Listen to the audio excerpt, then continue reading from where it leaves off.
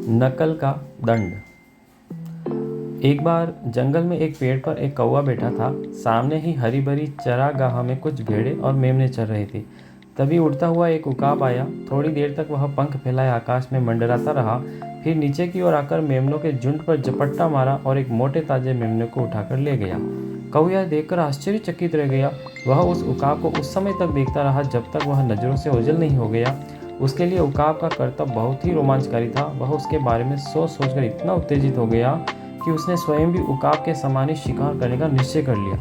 उसने मन ही मन सोचा कि जब उकाब ऐसा कर सकता है तो मैं क्यों नहीं कर सकता।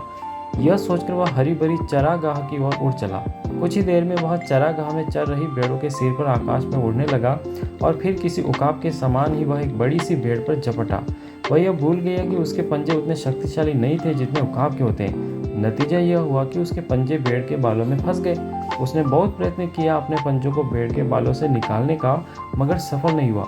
अंत में जब चरवाहा आया तभी उसने उसके पंजे भेड़ के बालों से निकाले। चरवाहे ने कौवे को आज़ाद करके उसे इतनी जोर से जकड़ लिया कि बेचारा उड़ नहीं सकता था। चरवाहा कौवे को घर लाया और उसके पंख काट दिए। अब बिना पंखों का कौवा उसके बच्चों का खिलौना बन गया। बच्चे उस कौवे के इर्द गिर्द जमा होकर तरह तरह के प्रश्न पूछते, पिताजी यह कौन सा पक्षी है, इसका नाम क्या है।